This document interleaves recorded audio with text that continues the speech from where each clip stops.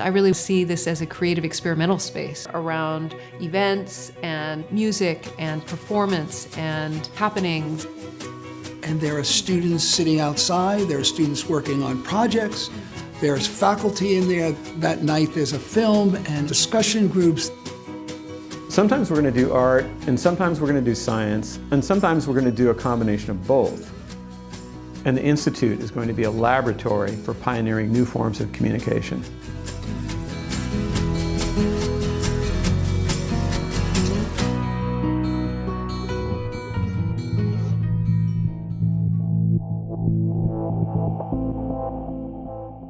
When I was an undergraduate, I remember having these moments where I would be taking a history class and a chemistry class and a biology class, let's say, and I'd have these moments where different ideas from all of those fields would suddenly line up and they would all fit together in a way that it just felt amazing. You know, it'd be this moment of recognition. When I, for example, go to a lecture about the structures of biological form, and then I think, well, that metaphor is really intriguing. I wonder if I can apply it to think about how history works or how social formations emerge over time. And I wouldn't really be thinking those questions if I hadn't gone to see this lecture or interacted with someone who was working in the biological sciences.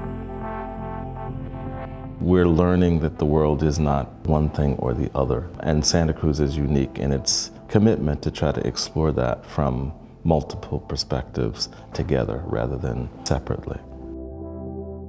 In its truest sense, an interdisciplinary collaboration is one that brings in expertises in a way that don't just add, but which multiply. The Institute is really something we've never seen before. It'll be the first gallery, residence, and public event space in a world-class public research university to bring together the arts and sciences to look at critical issues and big questions of our time. Water, for example, where's it going to come from? How can we save it? How do we use it more effectively? How do we keep the oceans alive? Marine life, marine science is a key part of research at UC Santa Cruz. We also have one of the first and most important centers of organic farming in the country, and we've been pioneering and training organic farming going back almost 40 years now. What this gets back to is how are we going to live in the world and survive? And how do we communicate that with the public? One of the reasons I got behind the Arts and Sciences Institute project from the beginning has been about a kind of making and knowing and presenting and experimenting practice that necessarily draws from all of the different tissues of the campus and indeed of the larger community. One of the exciting projects we're working on right now is a collaboration with Lick Observatory and the artist Russell Crotty, who's shown nationally and internationally. Russell has a history of working with astronomy, and we're bringing him there to use the telescopes at Lick and to talk on campus to astrophysicists and astronomers that are part of our world-class department. 400 years ago, Galileo looked through a pretty rudimentary telescope and saw Jupiter's moons. And now we're imaging pixels of planets orbiting other stars. As a visual artist, that kind of thing really pops. There's a feeling that, if you're trying to think about what an extrasolar planet is like, that you need, this sort of fancy space art, science fiction kind of montage. But for understanding what's out there and not reading in your own preconceptions, that's something that art can really teach you and can give you insights into. I think artists and scientists are really similar. An abstract painter is trying to do the unknowable. So is a scientist trying to define what dark matter is. We're all looking for the same thing. It's sort of like we're all looking for the magic of the universe. We'll be doing a show of Russell's work in a great space in San Jose, and in the future, we hope to show it here on campus in our space. It's going to have not just his work, though. It'll also have amazing documents from the history of astronomy, astronomers' logbooks, 19th century photographs shot through the giant telescope at Lick, and objects that really communicate how Lick is what we call Silicon Valley's first research institute.